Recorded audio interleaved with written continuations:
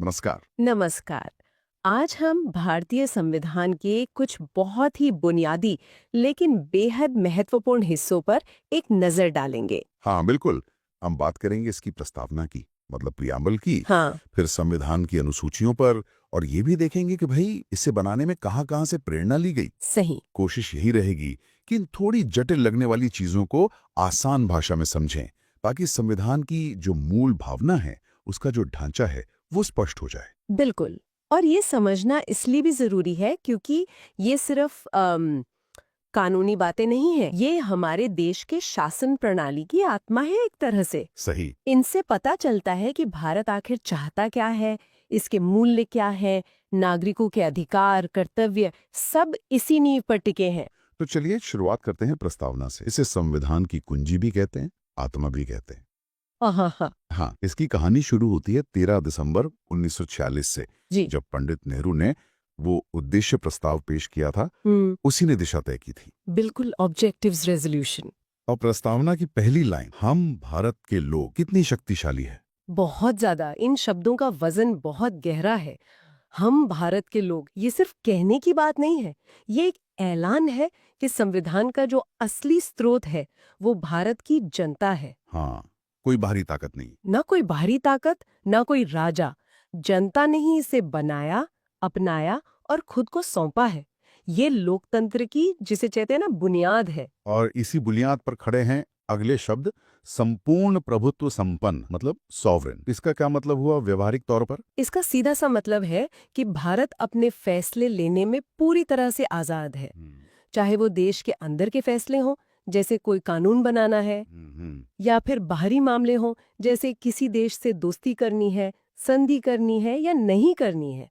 भारत पर किसी और देश का कोई दबाव या नियंत्रण नहीं चलेगा। अपने भाग्य का मालिक खुद है। बिल्कुल, अपनी नियति का मालिक खुद है। फिर आता है शब्द समाजवादी, सोशलिस्ट। ये तो बाद में जोड़ा गया 1976 में 42nd संशोधन से। हाँ, ये मूल प्रस्तावना में नहीं था। तो भारत में ये समाजवाद कैसा है? क्या ये वैसा है जैसा हम पहले सोवियत संघ वगैरह में देखते थे? नहीं नहीं, बिल्कुल वैसा नहीं। भारत का समाजवाद लोकतंत्रात्मक समाजवाद कहलाता है। ये वो वाला साम्यवादी समाजवाद नहीं है जहां उत्पादन के सारे साधनों पर सिर्फ सरकार का कब्जा हो। अच्छा। यहाँ लक्ष्य है कि आय, अवसर, जीवन स्तर, इनमें जो असमानताएं हैं उन्हें कम किया जाए, गरीबी मिटे, शोषण खत्म हो। इसमें थोड़ी गांधीवादी सोच की भी झलक है। सर्वोदय वाली। हाँ, सर्वोदय, लोक कल्याण पर जोर। तो ये एक मिला-जुला मॉडल है जहाँ प्राइवेट सेक्टर भी है, पब्लिक सेक्टर भी है, दोनों साथ-साथ चलते हैं। अगला शब्द है पंथ निरपेक्ष, सेक्युलर। ये भी 1976 में ही जोड़ा गया, और इस पर तो भारत में बहुत चर्चा होती है। हाँ, होती है, और इसका मतलब भी थोड़ा अलग है पश्चिम के सेक्युलरिज्म से। पश्चिम में क्या है कि धर्म और राज्य बिल्कुल अलग-अलग है। दीवार है बीच में। हाँ, एक तरह की दीवार। भारत में ऐसा नहीं है। यहाँ राज्य का अपना कोई धर्म नहीं है, कोई ऑफिशियल धर्म नहीं। कानून की नजर में सारे धर्म बराबर हैं और राज्य सभी धर्मों का बराबर आदर करता है। साथ ही हर नागरिक को पूरी आजादी है कि वो अपने धर्म को माने, उस पे चले, उसका प्रचार करे। तो यह सर्वधर्म समभाव वाली भावना है। ठीक है। आगे है लोकतंत्रात्मक गणराज्य, डेमोक्रेटिक रिपब्लिक।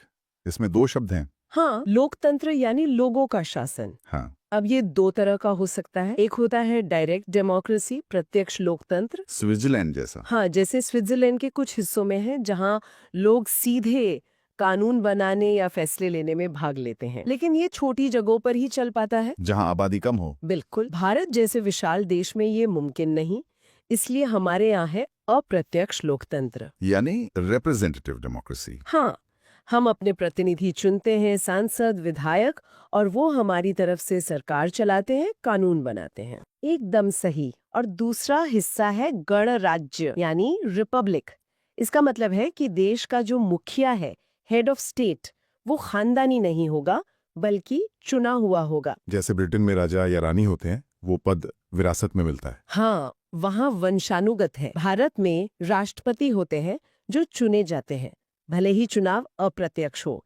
इसलिए भारत एक गणराज्य है। प्रस्तावना सिर्फ भारत का रूप ही नहीं बताती, बल्कि नागरिकों को कुछ आदर्श, कुछ वादे भी करती है, जैसे न्याय। हाँ, 3 तरह के न्याय का वादा है। सामाजिक न्याय, मतलब किसी के साथ जाति, धर्म, लिंग वगैरह के आधार पर भेदभाव ना हो। आर्थिक न्याय मतलब आय और संपत्ति की जो खाई है वो कम हो, सबको रोजगार के बराबर मौके मिले। और राजनीतिक न्याय यानी हर नागरिक को वोट देने, चुनाव लड़ने, सरकारी पद पाने का समान अधिकार हो। न्याय के साथ साथ स्वतंत्रता भी। 5 तरह की स्वतंत्रता, सोचने की, बोलने की, अभिव्यक्ति, विश्वास की, किसी भी धर्म को मानने की और उपासना करने की। ये हमारे मौलिक अधिकारों का भी आधार है। और फिर है समता, इक्वालिटी। 2 तरह की समता, प्रतिष्ठा की समता मतलब कानून के सामने सब बराबर है, किसी को कोई खास दर्जा नहीं मिलेगा। और अवसर की समता यानी सबको आगे बढ़ने के बराबर मौके मिले। और इन सबको समेटते हुए प्रस्तावना एक और बात कहती है, व्यक्ति की गरिमा और राष्ट्र की एकता और अखंडता, इसे बढ़ाने वाली बंधुता, फ्रेटर्निटी को बढ़ावा देना। हाँ, भाईचारे की भावना। और आखिर में वो तारीख है 26 नवंबर 1949, जिस दिन संविधान सभा ने इसे अंगीकृत किया, अधिनियमित किया और आत्मार्पित किया, मतलब स्वीकार किया, लागू किया और खुद को सौंपा। ये तारीख महत्वपूर्ण है संविधान बनने की प्रक्रिया का। हाँ, हालांकि पूरी तरह लागू तो 26 जनवरी 1950 को हुआ, जिसे हम गणतंत्र दिवस के रूप में मनाते हैं। यहीं पर वो सवाल आता है जिस पर काफी कानूनी बहस हुई, क्या ये प्रस्तावना जो इतनी अहम है संविधान का हिस्सा है भी, और क्या इसमें बदलाव मतलब संशोधन हो सकता है? आपने बताया कि 76 में हुआ था। हाँ, 42वां संशोधन 1977 में 3 शब्द जोड़े गए, समाजवादी, पंथ निरपेक्ष और अखंडता। ये 3 जनवरी 1977 से लागू हुए। लेकिन हाँ, इस संशोधन से पहले बहुत उलझन थी इस बात पर। क्या उलझन थे? कौन से केस थी जिन्होंने स्थिति साफ की? देखिए, पहला जो बड़ा मामला था वो था बेरुबारी यूनियन केस 1960। अच्छा, बेरुबारी वाला। हाँ, ये मामला था पश्चिम बंगाल का एक इलाका बेरुवारी, जिसे 1958 के नेहरू नून समझौते के तहत तब के पूर्वी पाकिस्तान को देना था। बंटवारे की जो रैटक्लिफ लाइन थी उसमें कुछ कंफ्यूजन था, उसी से ये विवाद उठा था। तो जब उसे पाकिस्तान को देने की बात आई तो सवाल उठा कि क्या सरकार अपनी जमीन अपने नागरिक किसी दूसरे देश को दे सकती है? प्रस्तावना में जो संप्रभु लोकतांत्रिक गणराज्य लिखा है उसका क्या होगा? बिल्कुल यही सवाल था। तब राष्ट्रपति डॉक्टर राजेंद्र प्रसाद ने सुप्रीम कोर्ट से सलाह मांगी अनुच्छेद 143 के तहत। और 1960 में सुप्रीम कोर्ट ने कहा कि देखो, प्रस्तावना संविधान बनाने वालों के दिमाग की कुंजी तो है, उनके इरादे बताती है, पर ये संविधान का क्या कहते हैं, विधायी हिस्सा नहीं है। मतलब कानून का हिस्सा नहीं। हाँ, मतलब वो सरकार की शक्तियों पर कोई रोक नहीं लगा थी। कोर्ट ने साफ कहा कि प्रस्तावना संविधान का अंग नहीं है, इसलिए वो बेरुबारी देने में कानूनी अड़चन नहीं बन सकती। हालांकि ऐसा करने के लिए संविधान में संशोधन करना पड़ेगा अनुच्छेद 368 के तहत। तो 1960 में कोर्ट ने कहा प्रस्तावना संविधान का हिस्सा नहीं है, लेकिन ये नजरिया बदला फिर। हाँ, पूरी तरह बदला। 13 साल बाद केशवानंद भारती बनाम केरल राज्य केस में 1973 में, ये तो ऐतिहासिक मामला है, लैंडमार्क केस। बिल्कुल, ये केरल के भूमि सुधार कानूनों से जुड़ा था। केशवानंद भारती जो एडनीर मठ के प्रमुख थे, उन्होंने इसे चुनौती दी क्योंकि मठ की जमीन जा रही थी। उन्होंने कहा कि ये अनुच्छेद 26 धार्मिक प्रबंधन की स्वतंत्रता और उस वक्त जो संपत्ति का मौलिक अधिकार था उसका उल्लंघन है। और इस केस का फैसला तो भारतीय संविधान के इतिहास में मील का पत्थर बन गया। यकीनन 24 अप्रैल 1973 को फैसला आया। सुप्रीम कोर्ट की आज तक की सबसे बड़ी बेंच बैठी थी, 13 जजों की, 7-6 के बहुत करीबी बहुमत से फैसला आया। अच्छा, सिर्फ एक वोट से? हाँ, कोर्ट ने कहा कि संसद अनुच्छेद 368 के तहत संविधान की किसी भी हिस्से में संशोधन कर सकती है, यहाँ तक कि मौलिक अधिकारों में भी। लेकिन एक बहुत बड़ा लेकिन लगा दिया। वो क्या था? संसद संविधान के मूल ढांचे यानी बेसिक स्ट्रक्चर को नहीं बदल सकती। मूल ढांचा, ये कॉन्सेप्ट तो बहुत ही महत्वपूर्ण है। क्या मतलब है इसका? मूल ढांचा मतलब संविधान की वो बुनियादी चीजें, वो विशेषताएं जो उसकी पहचान है, जैसे लोकतंत्र, पंथ निरपेक्षता, संघीय ढांचा, कानून का शासन, न्यायिक समीक्षा वगैरह। कोर्ट ने कहा कि मूल ढांचा क्या है ये हम समय समय पर केस के हिसाब से बताते रहेंगे। और सबसे महत्वपूर्ण बात है संदर्भ। हाँ, इसी फैसले में कोर्ट ने बेरुबारी वाले अपने पिछले फैसले को पलट दिया और साफ कहा कि प्रस्तावना संविधान का अभिन्न अंग है। अरे वाह, तो केशवानंद भारती केस ने न सिर्फ मूल ढांचे का सिद्धांत दिया बल्कि प्रस्तावना को संविधान का हिस्सा भी मान लिया। बिल्कुल। और शायद इसीलिए फिर 1976 में उसमें संशोधन करना मुमकिन हुआ, क्योंकि अब वो संविधान का एक हिस्सा मानी गई थी। एकदम सही पकड़ा आपने। और ये भी तय हो गया कि प्रस्तावना में संशोधन तो हो सकता है, लेकिन उसके भी मूल ढांचे को नहीं बदला जा सकता। जैसे आप उसमें से लोकतंत्रात्मक शब्द हटाकर तानाशाही नहीं लिख सकते। ये तो बहुत अहम बात है। चलिए, प्रस्तावना की इतनी गहरी समझ के बाद अब संविधान के एक और जरूरी हिस्से पर आते हैं, अनुसूचियां यानी शेड्यूल्स।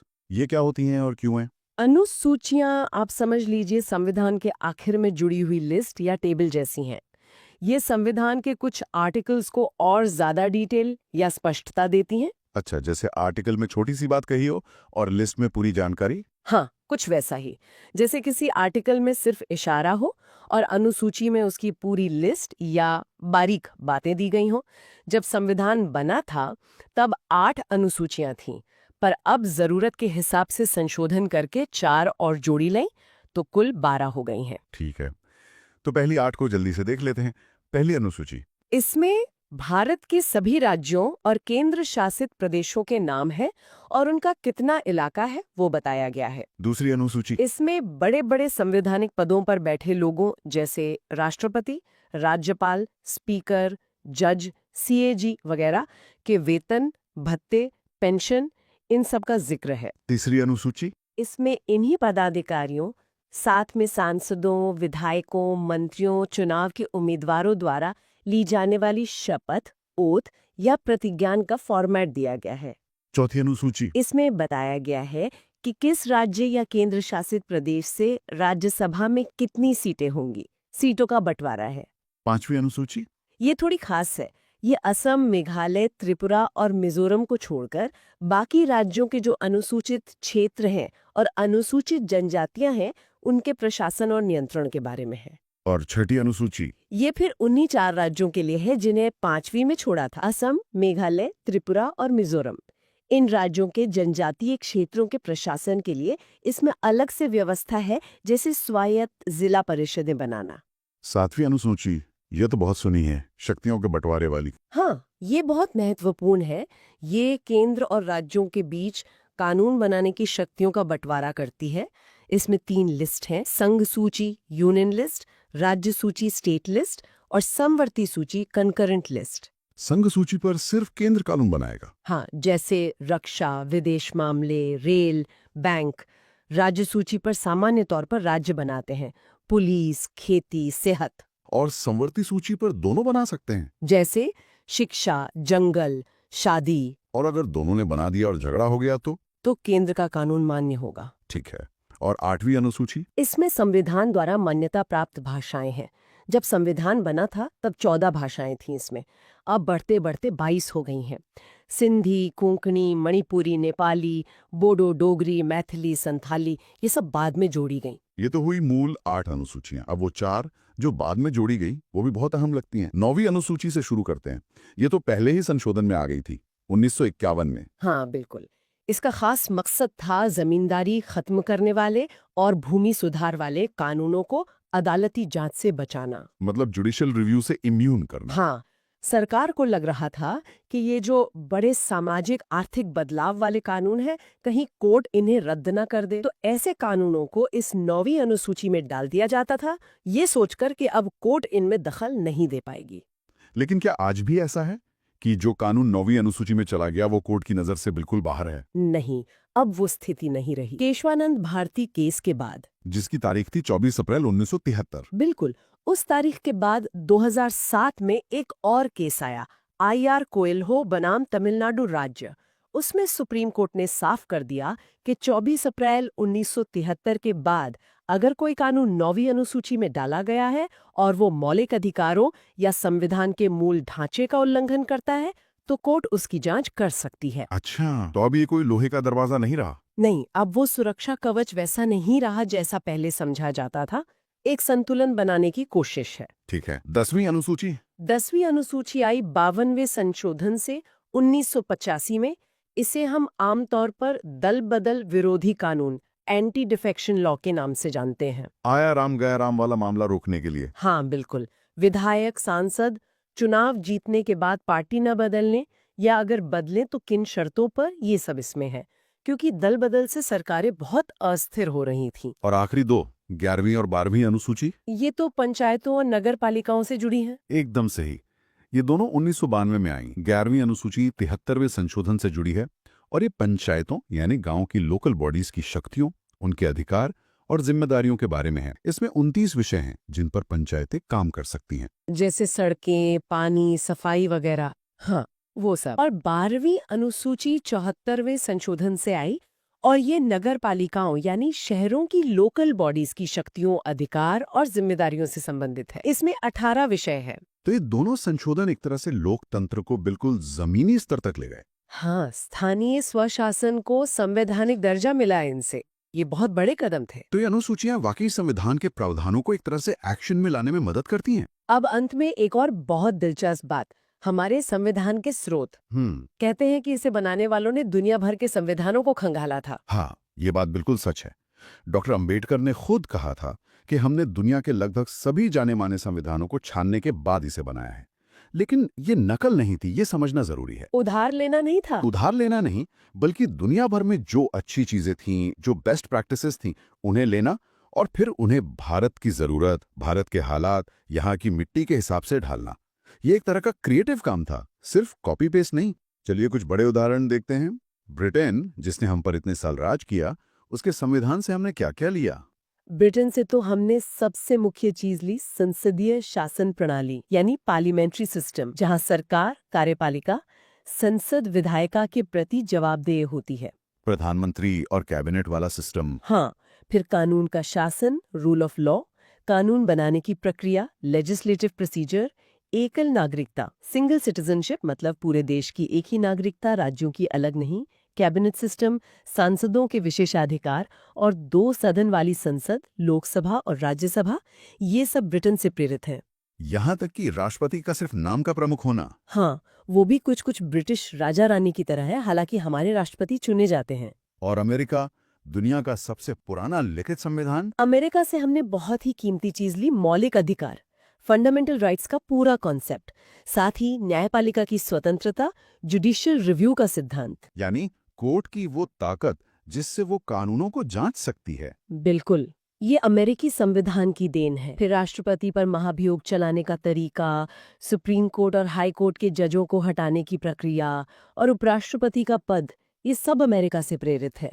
आयरलैंड के संविधान का भी नाम आता है, खासकर डीएसपी के लिए। हाँ, राज्य के नीति निर्देशक सिद्धांत, directive principles of state policy, ये सरकार को रास्ता दिखाते हैं कि कैसा लोक कल्याणकारी राज्य बनाना है। ये आयरलैंड से लिए गए हैं। ये कानूनी तौर पर लागू नहीं करवाए जा सकते मौलिक अधिकारों की तरह, पर देश चलाने के लिए बहुत महत्वपूर्ण माने जाते हैं। और भी कुछ आयरलैंड से? हाँ, राष्ट्रपति जो राज्यसभा में 12 सदस्य मनोनीत करते हैं, साहित्य, कला, विज्ञान, समाज सेवा से वो प्रक्रिया और राष्ट्रपति के चुनाव का तरीका भी आयरिश संविधान से प्रेरित है। कनाडा से क्या लिया हमने? कनाडा से हमने लिया एक मजबूत केंद्र वाला संघीय ढांचा। मतलब फेडरल सिस्टम तो है, पर केंद्र सरकार ज्यादा शक्तिशाली है राज्यों के मुकाबले में। खासतौर पे इमरजेंसी वगैरह में। हाँ। और केंद्र जो राज्यों में गवर्नर नियुक्त करता है, वो प्रक्रिया और सुप्रीम कोर्ट की सलाह देने वाली शक्ति, एडवाइजरी जुरिस्डिक्शन, अनुच्छेद 143 वाली, जिसका हमने बेरूबारी केस में जिक्र किया था, हाँ। वो भी कनाडा से है। ऑस्ट्रेलिया का क्या योगदान रहा? ऑस्ट्रेलिया से हमने समवर्ती सूची का आइडिया लिया, जिस पर केंद्र और राज्य दोनों कानून बना सकते हैं, और देश भर में व्यापार वाणिज्य की स्वतंत्रता और संसद के दोनों सदनों की संयुक्त बैठक, जॉइंट सिटिंग का प्रावधान भी ऑस्ट्रेलिया से है। आपातकाल में मौलिक अधिकारों का सस्पेंड होना, ये कहाँ से आया है? ये जर्मनी के वाइमर संविधान से लिया गया है। हालांकि ये याद रखना चाहिए कि अनुच्छेद 20 और 21 वाले अधिकार आपातकाल में भी सस्पेंड नहीं होते। और उस समय का सोवियत संघ यानी आज का रूस? सोवियत संघ से मौलिक कर्तव्यों की प्रेरणा मिली जो 1976 में जोड़े गए थे, और प्रस्तावना में जो सामाजिक, आर्थिक और राजनीतिक न्याय का आदर्श है, उसे भी रूसी क्रांति से प्रेरित माना जाता है। फ्रांस से हमने गणराज्य यानी रिपब्लिक का ढांचा लिया, और प्रस्तावना में जो 3 शब्द हैं, स्वतंत्रता, समता, बंधुत्व, लिबर्टी, इक्वालिटी, फ्रेटर्निटी, ये फ्रांसीसी क्रांति के आदर्श वाक्य थे, वो हमने वहां से लिए। दक्षिण अफ्रीका और जापान का भी छोटा मोटा योगदान है। हाँ, दक्षिण अफ्रीका से संविधान में संशोधन करने की प्रक्रिया ली गई है, जो अनुच्छेद 368 में है, और राज्यसभा के सदस्यों का चुनाव कैसे होगा वो भी तरीका। और जापान से लिया है विधि द्वारा स्थापित प्रक्रिया, यानी प्रोसीजर एस्टैब्लिश्ड बाय लॉ, मतलब कानून में जो प्रक्रिया लिखी है उसी के अनुसार ही किसी को उसकी जान या आजादी से वंचित किया जा सकता है। तो ये तो साफ है कि हमारा संविधान वाकई एक गुलदस्ते जैसा है। दुनिया भर के अच्छे फूल चुने, लेकिन उन्हें भारतीय धागे में खूबसूरती से पिरोया गया है। बिल्कुल, ये दिखाता है कि हमारे संविधान बनाने वाले कितने खुले विचारों के थे। उन्होंने दुनिया भर के अनुभवों से सीखा, लेकिन अपनी जमीन और अपनी जरूरतों को ध्यान में रखते हुए। ये सिर्फ नकल नहीं, बल्कि बहुत ही अनूठा और मौलिक दस्तावेज है। और एक जीता जागता दस्तावेज भी है। हाँ बिल्कुल, जो अदालती व्याख्याओं और संशोधनों के जरिए लगातार विकसित हो रहा है, समय के साथ चल रहा है। और जैसा हमने कहा था, आज की चर्चा से जुड़ा है एक बिल्कुल सीधा सा सवाल। जब हमारा संविधान लागू हुआ था 26 जनवरी 1950 को, तब उसमें कुल कितनी अनुसूचियां थीं?